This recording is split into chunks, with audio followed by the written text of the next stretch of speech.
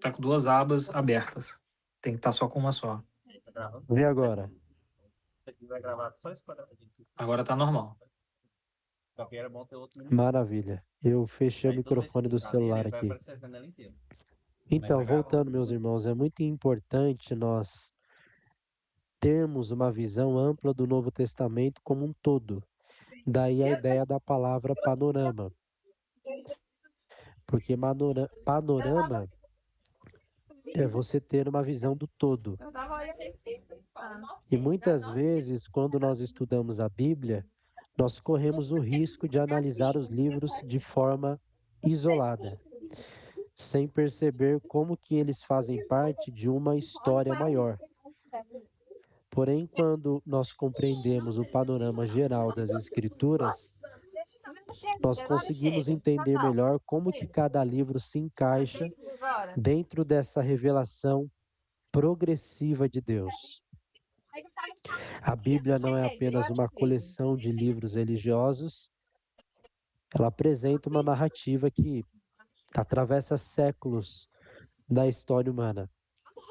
E essa narrativa começa com a criação do mundo.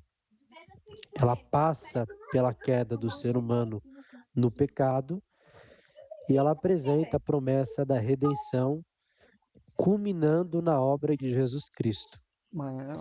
Dentro dessa grande narrativa da história da redenção, o Novo Testamento,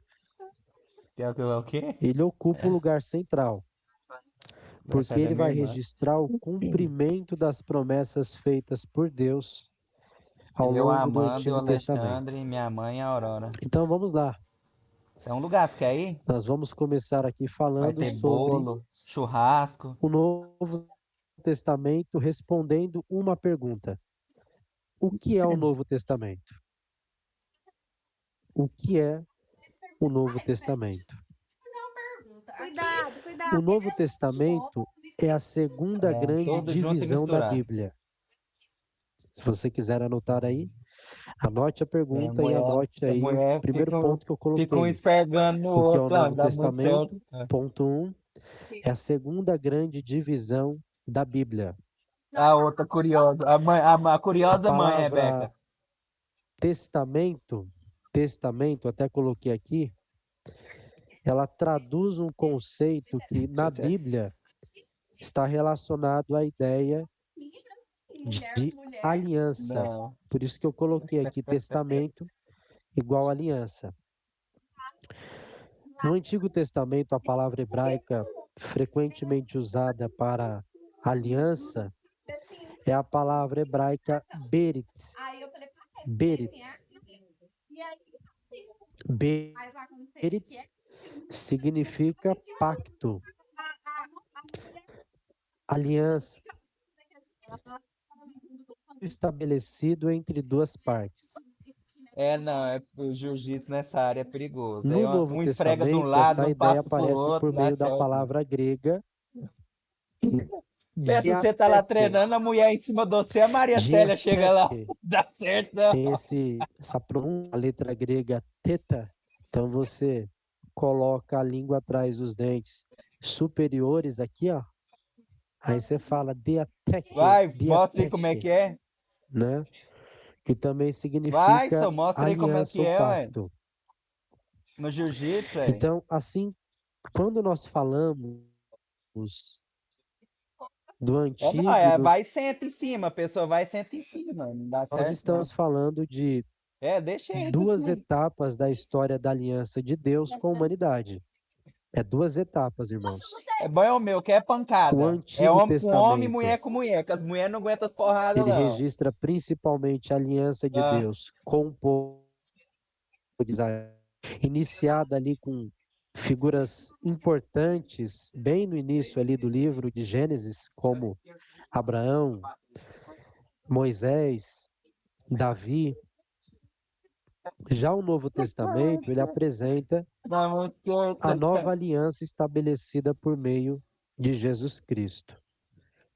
Essa nova aliança é mencionada pelo próprio Jesus durante a última ceia.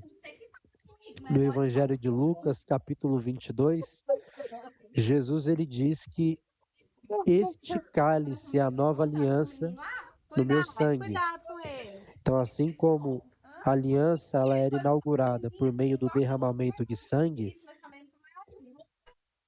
a nova aliança do Novo Testamento, o Novo Testamento começou a ter validade quando o sangue de Jesus começou a ser derramado na cruz. Ué, tá no O grupo autor aí? de Hebreus também vai tratar de forma mais profunda nessa questão de validade do testamento, mas a gente não vai entrar aqui hoje, só uma forma bem resumida de falar mesmo, para que você entenda. Essa declaração de Jesus, quando Jesus disse: Não, esse Este trem pra homem e mulher é perigoso. cálice é a nova aliança no meu Pra sangue, crente. essa declaração mostra que a obra de Jesus Cristo inaugura uma nova etapa na relação entre Deus É. e o seu povo. É importante nós entendermos isso, tá Tá bom? achando bom, né, Luiz? Agora vamos falar um pouquinho aqui sobre a estrutura do Novo Não dá Testamento. não.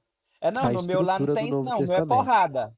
É O Novo porrada. Testamento ele é composto por 27 livros, até coloquei O aqui, ó, meu, mulher não segura o 27 pau pra homem livros, chutar porque não dá conta. escritos aproximadamente entre os anos 50 a Essa, 100 tem uma depois de pequenininha lá, o Cristo, João falou que ela é baixinha, que ela foi lutar e com eles ele. Ele falou, registram rapaz, a mulher ela vira de um lado, ela passa do a outro, ela sobe vida daqui, ela desce e o dali. ministério de Esse trem é meio Jesus. perigoso. 27 livros, escritos em um período Eu de não sei, ele falou 50 a 100 que é uma depois de Cristo. japonesinha. Eles Você falou que ela registram, é terrível. eles relatam a Não, mas vida bate em qualquer e um. o ministério de Jesus. O nascimento dele, né? A O João Vitor vida, falou que ela dá o trabalho até ministério de pra ele quando Jesus, ele vai o treinar com ela. Ele nascimento falou da que ela.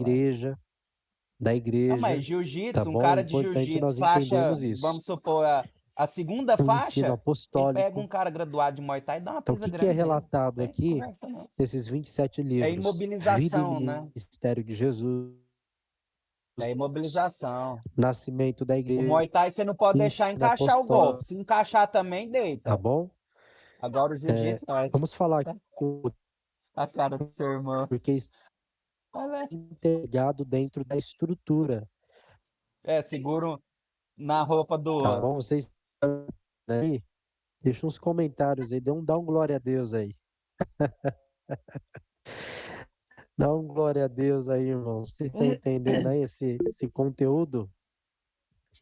Aí, a Você foi Magda lá tá assistir o batendo palma Daniel? aí. Ó, o Patrick aí, o apóstolo Patrick, ele deu glória. Dentro tá perigoso. Dona Sônia tá dando glória a Deus também. E a gente vai indo, né? Falando um Ele pouquinho falou que dos teve um menininho que apóstolos mordeu aqui, nele lá, ué. Mordeu no apóstolos, João Vitor. apóstolos, coloquei aqui, ó, um símbolo de igual e enviado. Por quê? Porque apóstolo significa literalmente enviado, ou mensageiro enviado com uma Você. missão.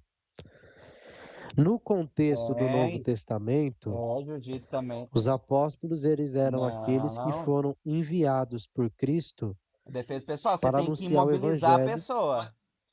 e estabelecer as primeiras comunidades cristãs. Você firma Muito cordona. diferente daqueles que hoje se denominam apóstolos, né? Já Que bateu, são bateu, mais acabou. lobos devoradores do que apóstolos. Apóstolo é aquele que funda igreja. Jiu-jitsu, hein? Apóstolo é aquele que prega o evangelho. Apóstolo é aquele que cumpre uma missão. Apóstolo não é Do meu, roubador. o meu é que é bom. Apóstolo não é lobo. Apóstolo é servo do Vamos fazer Senhor fazer uma Jesus aula Cristo. grátis lá. Vamos lá fazer uma aula grátis lá. Eu E gosto é da entre os pancada. apóstolos mais conhecidos, nós temos aí Tá Pedro. chovendo? O Davi colocou, gostei da apologética. Glória a Pela Deus, meu amigo. Então, dentre os apóstolos conhecidos, nós temos Verde. Pedro, Como é que nós tem temos como eu João, nós temos conectar Paulo. notebook na minha internet? Pra não Esses perder. homens, até poderia colocar Tiago aqui também, que formava a coluna ali da igreja, né? Esses homens, eles tiveram um papel fundamental na expansão do cristianismo no primeiro século. Fundamental. Tá?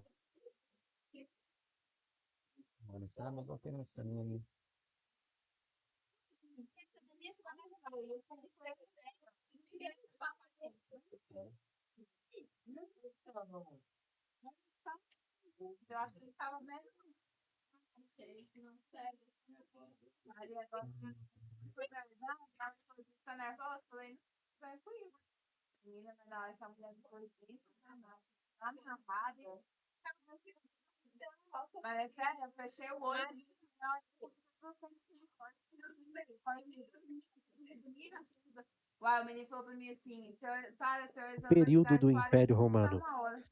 Diferente do grego clássico usado por filósofos como Platão, Aristóteles, o grego koiné, ele era uma linguagem ali, Pensa, era um pensa, grego Pai do mais Senhor, Pai do simples, mais Senhor. acessível. Oi. Sendo usado, ele era tão acessível David, abre a que porta ele do era carro usado pra no mim. comércio, na administração, na comunicação Aqui da Dani, aqui, ó. cotidiana. Embora Jesus e os Chovendo, não. primeiros discípulos provavelmente falassem o aramaico. Aramaico, até coloquei Oi. aqui, ó. Ó, vou voltar, vou Que? colocar de novo. Pega ele aqui, por favor. Segura ele Aramaico. aqui, Rebeca. Provavelmente o aramaico era a língua de Jesus. Era a língua dos primeiros discípulos, porque houve ali uma mistura do hebraico. O hebraico ele se perdeu ali no período em que os judeus eles foram cativos e ficaram ali 70 anos na Babilônia. Então, ali na Babilônia, em outro lugar, em outra região, eles perderam, muitos judeus perderam a sua língua nativa, que era a língua hebraica. Então, eles começaram a falar, a partir de então, o aramaico. Mas há quem defenda também que Jesus falasse, e os discípulos também, o hebraico, visto que Jesus era judeu. Bom, o aramaico, meus irmãos, ele era a língua comum da Palestina naquela época. E o grego era a língua internacional. O que eu coloquei aqui, ó. Língua internacional. Era como se fosse ali o inglês da época. Todo mundo falava. Grande parte das pessoas que viviam naquela época falavam grego koiné. Por essa razão, olha que interessante. Por essa razão, do grego ser uma língua falada universalmente, os autores do Novo Testamento, eles escreveram em grego para que a mensagem pudesse alcançar pessoas de diferentes regiões, sabendo que essas pessoas de diferentes regiões também falavam o grego. Então, eles falando um grego, eles entenderiam o grego e assim seriam edificados ao ler a palavra escrita em grego. Tá bom? É importante nós falarmos aqui também da mensagem central do Novo Testamento. É importante nós entendermos que o Novo Testamento, ele não surgiu de forma isolada. Ele está profundamente conectado ao Antigo Testamento. Como eu disse bem no início da aula, muitas promessas e profecias do Antigo Testamento encontram o seu cumprimento em Jesus Cristo. A mensagem do Novo Testamento justamente é esta. Qual mensagem, professor? Jesus é o Messias. Ó, qual que é a mensagem central do Novo Testamento? Jesus é o Messias, prometido nas Escrituras. A palavra Messias vem do hebraico Machia, que significa ungido. Machia significa ungido. E no Antigo Testamento, Olha, interessante, por que ungido, né? Por que Mashiach significa ungido? Porque no Antigo Testamento, onde essa palavra era usada, os reis e sacerdotes, os profetas também, eles eram ungidos com óleo mesmo, como um sinal de que eles haviam sido escolhidos por Deus para cumprir uma missão especial. Quem lembra quando Samuel foi na casa de Jessé, Davi estava pastoreando ovelhas, aí quando Davi chega, o que Samuel faz? Samuel unge Davi com o quê? Com óleo. Então ele foi ungido com óleo, né? A própria palavra já dá a entender isso, ungido. Ungido com o quê? Ungido com óleo.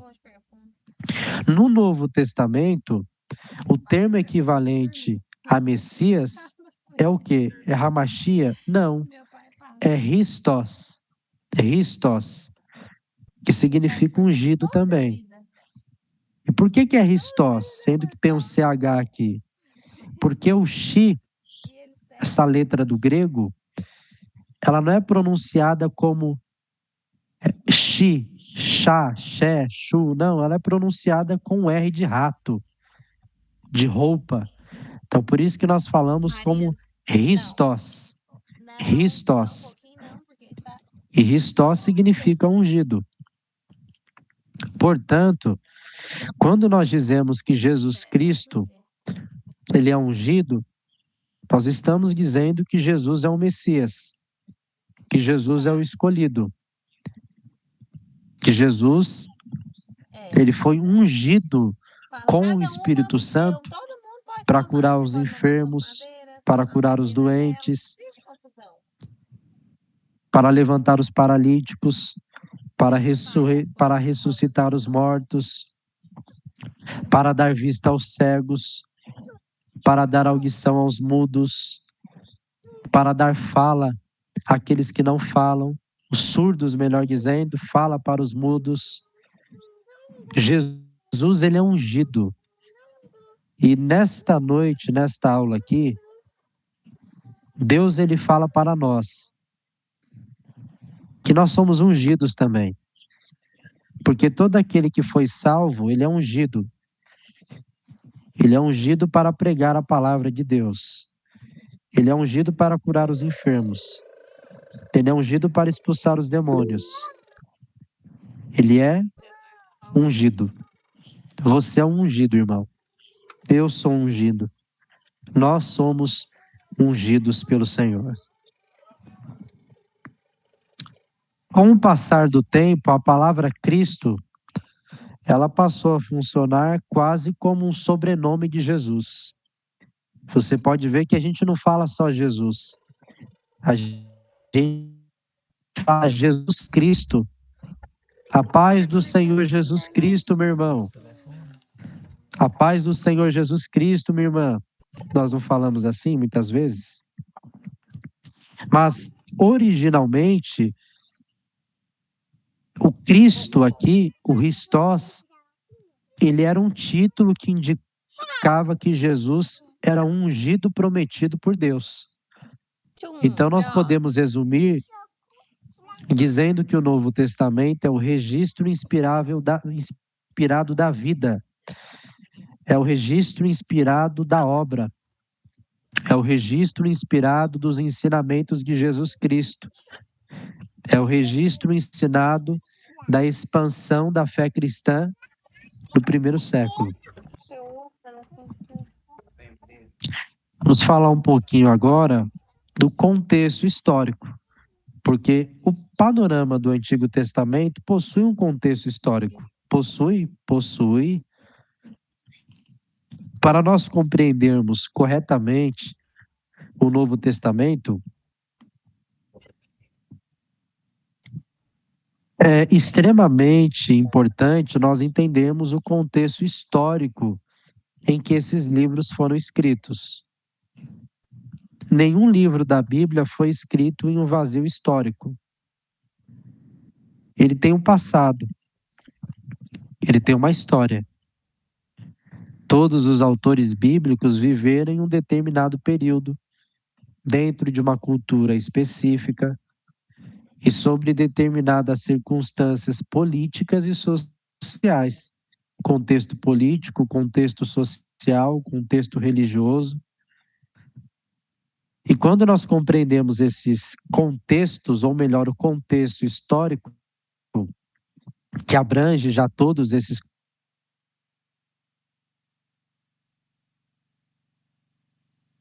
contextos, sentido quando lê o Novo Testamento, ele surge dentro de 3 grandes contextos históricos. Quais são? Contexto político, estou colocando aqui, contexto religioso. Vamos lá para você pegar. Ponto 1, contexto político. Ponto 2, contexto cultural. Contexto religioso.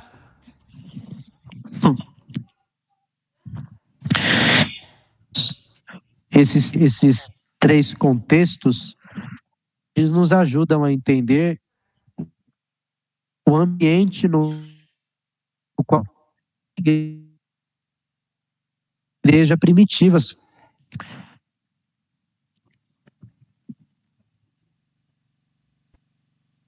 Tá bom? Se tratando do contexto político, no tempo de Jesus, a região palestina estava sob o domínio do quê? Do Império Romano. Eu coloquei antes aqui, deixa eu voltar, vamos voltar a fita e colocar aqui de novo. Império Romano, tá? Contexto político aqui, irmãos. No tempo de Jesus, sobre o domínio do quê? Império Romano. Do Império Romano. Ele foi um dos maiores impérios da história, tá? Porque ele exerceu ali um domínio sobre a Palestina, um domínio muito grande sobre a Palestina,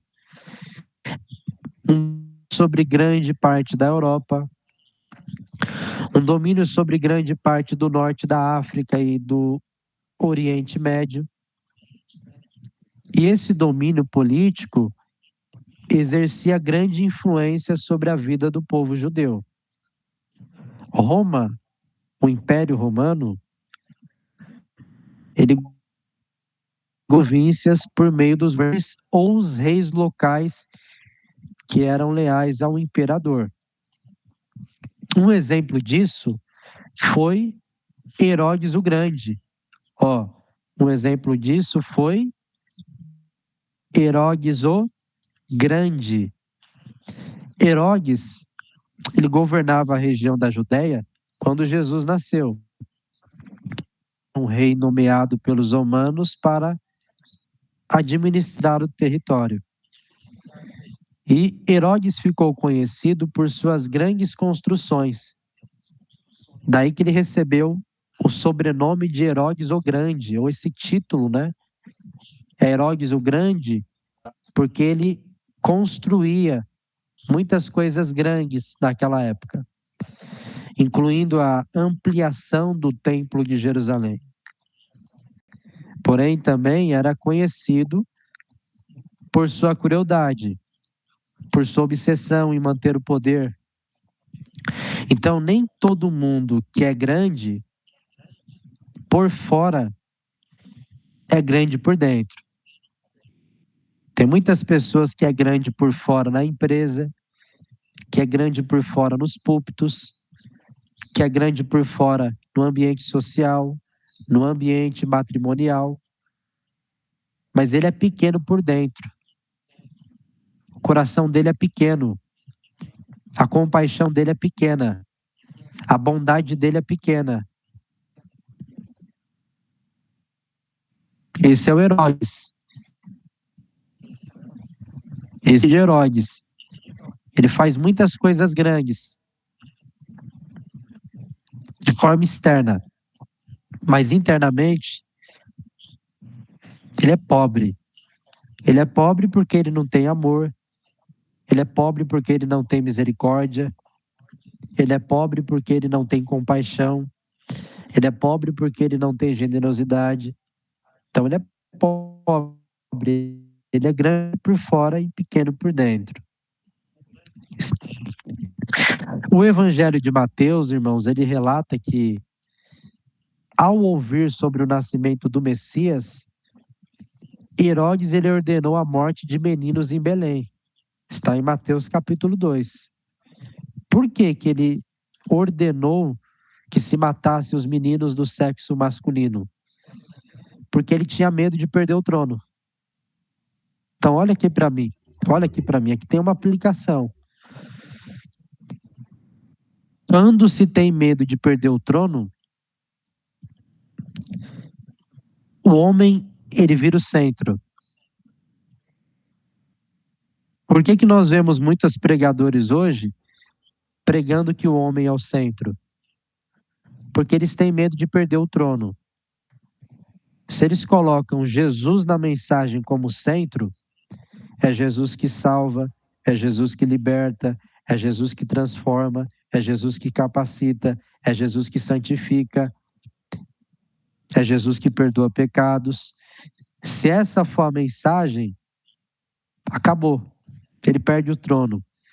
Ele perde o trono do status, ele perde o trono do poder, ele perde o trono da fama, ele perde o trono das curtidas no Instagram, ele perde o trono das curtidas no Facebook, ele perde o trono, ele perde o trono, ele perde a mídia. Porque Jesus vira o centro da mensagem. É por isso que hoje nós vemos o homem no centro. O centro nos louvores, o centro nas pregações, porque o homem não quer perder o trono. Após a morte do Herodes, o território ele foi dividido entre seus filhos, os filhos de Herodes. Mais tarde, a região passou a ser governada diretamente por administradores romanos chamados de procuradores. Um desses governadores foi Pôncio Pilatos. Lembra dele? Pôncio Pilatos? Ele aparece ali nos evangelhos como o governador responsável pelo julgamento de Jesus.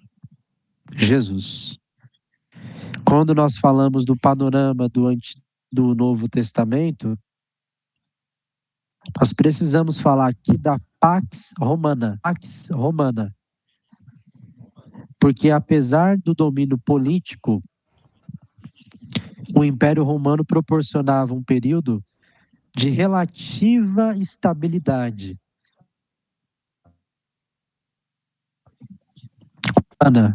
Conhecido como Pax Romana.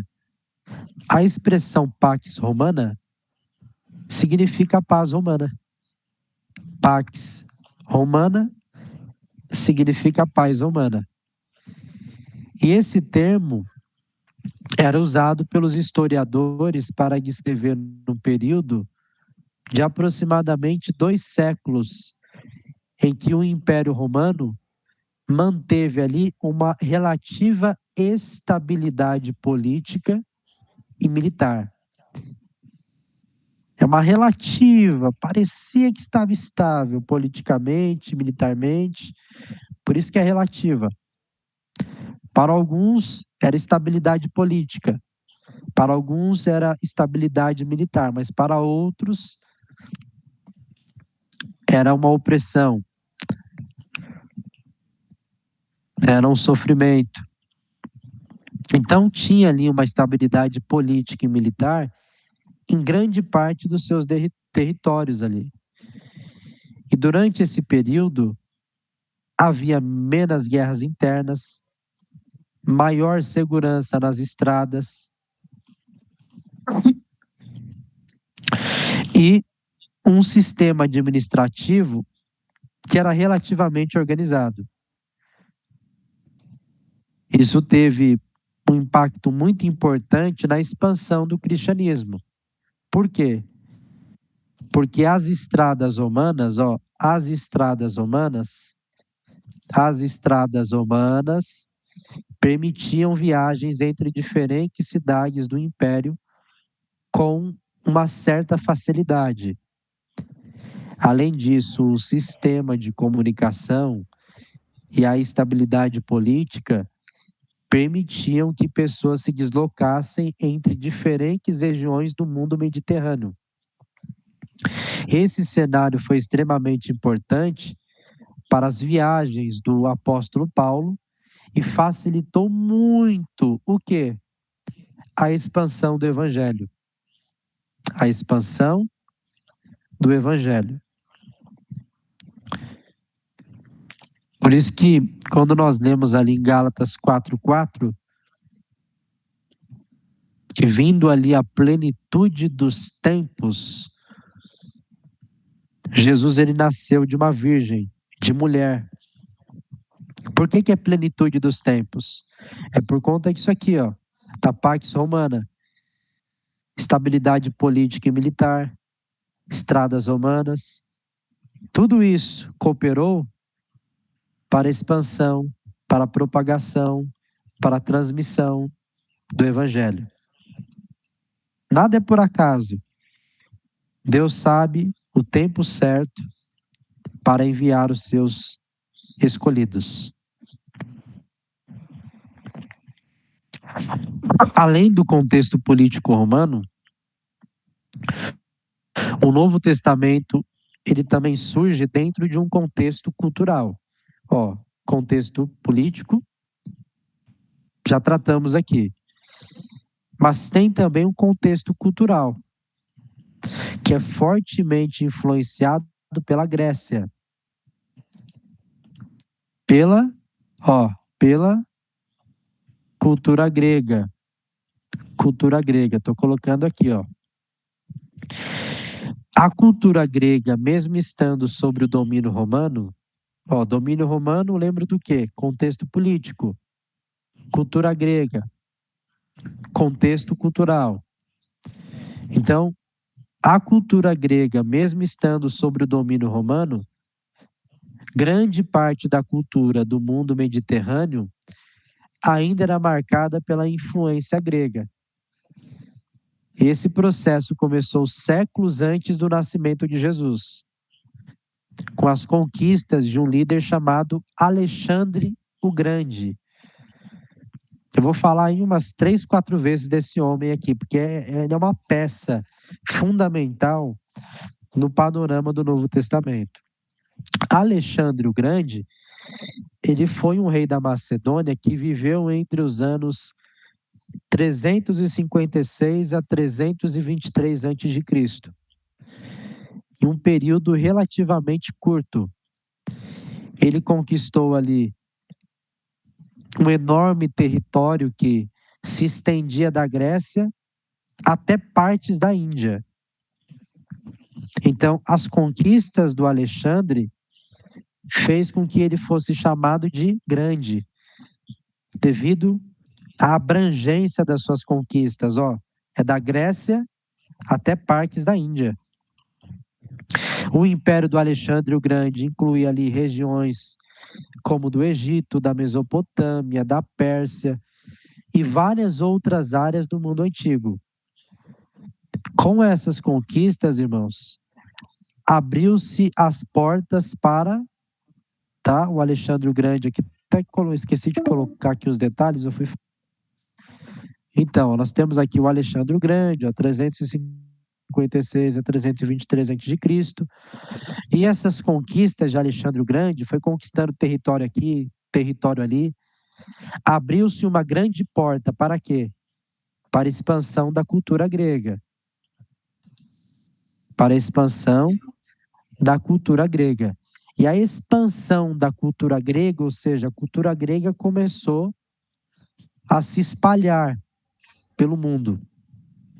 E esse processo de expansão, ele ficou conhecido como helenização.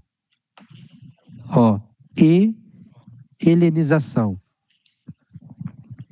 A palavra helenização, ela vem do termo helade ou relade, que era o nome que os próprios gregos usavam para se referir à sua terra.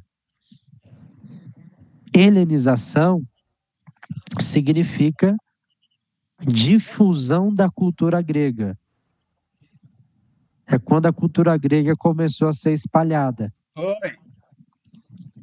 É por isso que é difusão da cultura grega. É difusão da língua grega comum. Estou indo. Ó, difusão da língua grega comum, onde teve-se ali um grande impacto Pera aí, rapidão. no mundo mediterrâneo. Estou Impacto no mundo mediterrâneo. Esse processo envolvia vários aspectos da vida cultural. A língua grega, a filosofia, a educação, a arquitetura, os costumes sociais. Só mandar para você. Um dos mais resultados, assim, vamos dizer, um dos resultados, corrigindo, um dos resultados mais importantes da helenização foi que o grego ele se tornou a língua comum do mundo mediterrâneo. E isso preparou o cenário para a expansão do cristianismo, como eu havia falado agora há pouco. Porque a mensagem do evangelho ela começou a ser comunicada em um idioma amplamente compreendido. Falamos de contexto político, falamos de contexto cultural, agora vamos falar do contexto religioso. E se tratando do contexto religioso, vamos falar do judaísmo do período em que Jesus nasceu. Período em que Jesus nasceu dentro do povo judeu. O judaísmo, irmãos, ele era a religião do povo de Israel. E ele estava fundamentado nas escrituras do Antigo Testamento. No período do Novo Testamento, existiam ali grupos do judaísmo. Quais são esses grupos, professor? Grupos do judaísmo? Tem grupos do judaísmo. Quais são? Primeiro, fariseus. Quem que eram os fariseus? Os fariseus eram um dos grupos mais conhecidos da época. Os fariseus, eles eram um grupo religioso dedicado ao estudo da lei de Moisés. Eles enfatizavam a observância cuidadosa da lei e das religiões e das tradições, melhor dizendo, religiosas. Então, era um grupo estudioso da época. Quem que eram os fariseus? Eram os teólogos da época. Eram os teólogos de plantão da época. O segundo grupo, saduceus. Os saduceus, eles estavam ligados principalmente à elite sacerdotal e ao Templo de Jerusalém. Eles possuíam uma grande influência no contexto político e no contexto religioso. O outro grupo dentro do judaísmo era os essênios. Os essênios. Os essênios, perdão. Os essênios eram um grupo mais isolado. Eles não estavam ali entre o povo, não estavam entre os sacerdotes no templo como os saduceus. Os essênios eram um grupo mais isolado. Eles viviam em comunidades separadas que buscavam uma vida de pureza religiosa. E por fim nós temos os zelotes. Quem que eram os zelotes? Os zelotes, irmãos, eles defendiam a resistência contra o domínio romano. E eles acreditavam que Israel deveria lutar para recuperar a sua independência política. Esse ambiente religioso, que é vasto, né? Ele nos ajuda a explicar muitas das discussões que encontramos nos evangelhos. Porque nos evangelhos, quando você lê aí na sua Bíblia, Mateus, Marcos, Lucas e João, até Atos dos Apóstolos, que é considerado o quinto evangelho, você vai ver fariseus, você vai ver saduceus, você vai ver essênios, você vai ver os zelotes, Simão o zelote, essênios provavelmente foi João Batista, fariseu, você tem ali João 3, Nicodemos, né, o mestre da lei, ele era um fariseu de primeira. Então você vai encontrando aí esses grupos, né, nos evangelhos. Por isso que quando você lê, agora você vai entender, quem são os fariseus? Quem é os saduceus? Quem é os essênios? Os zelotes? Por isso a importância de nós entendermos, né, quem eram esses grupos e as suas funções. Sim, meu amigo, perfeito. O Davi colocou aí, ó. Paulo foi fariseu, né? Conforme Filipenses capítulo 3, Paulo foi fariseu da tribo de Benjamim, circuncidado no 8º dia. Filipenses capítulo 3, do 6 até o 8, mais ou menos, ali você vai encontrar essas informações. Agora vamos falar aqui um pouquinho, acho que não dá para falar tudo, mas só para falar aqui, para fechar aqui o raciocínio, não vai dar para falar tudo, mas vamos terminar falando aqui do período intertestamentário. Intertestamentário. Porque para nós compreendermos o Novo Testamento, é importante nós entendermos também o que aconteceu no período desse lapso, desse ato entre o Antigo e o Novo Testamento, que é conhecido como o período intertestamentário. Intertestamentário. Intertestamentário significa literalmente entre os testamentos. Intertestamentário é entre o Antigo e o Novo Testamento. Por isso que é intertestamentário. E esse período intertestamentário, ele trata-se do período histórico que se estende entre o último livro do Antigo Testamento e os acontecimentos narrados no Novo Testamento. Esse período dura aproximadamente 400 anos. 400 anos. Ele começa ali por volta do século 4 antes de Cristo, após o ministério do profeta Malaquias, e se estende até o nascimento de Jesus. Tá? Então nós temos aqui, o que é o período intertestamentário? É o período entre Malaquias e Jesus. E muitas vezes esse período é chamado popularmente de 400 anos de silêncio. Quem já ouviu essa expressão? 400 anos de silêncio. Deus ficou em silêncio por 400 anos. Já ouviu essa expressão aí? Essa expressão ela é utilizada porque durante esse tempo não surgiram novos livros proféticos reconhecidos como escritura no judaísmo. Por isso que é 400 anos de silêncio. Porque quando não há escritura em uma igreja, em uma aula, em uma pregação, Deus, ele fecha o zíper da boca. Ele fica calado. Ele fica em silêncio. Mas está tendo profecia na minha igreja, irmão. Tem um irmão lá na minha igreja que ele revela o CPF, ele revela a cor da minha camiseta, ele revela a cor das minhas partes íntimas. Não, tem um irmão lá na minha igreja que ele canta, e quando ele canta eu sinto um arrepio, eu começo a chorar, a maquiagem começa a ser borrada. Se não tem Bíblia, Deus está em silêncio.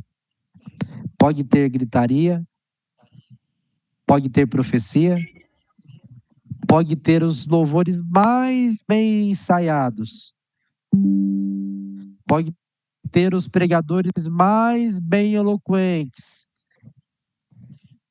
Se não tiver Bíblia, Deus está em silêncio. Mas não é porque Deus está em silêncio nesse período, voltando aqui, conhecido como período intertestamentário, que não aconteceu nada.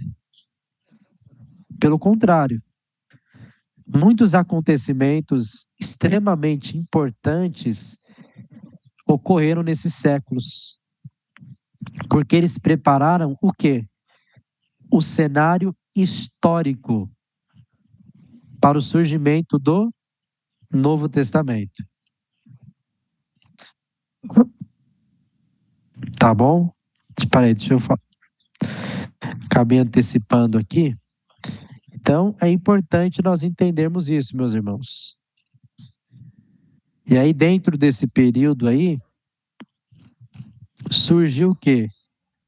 Surgiu aí a chamada Septuaginta.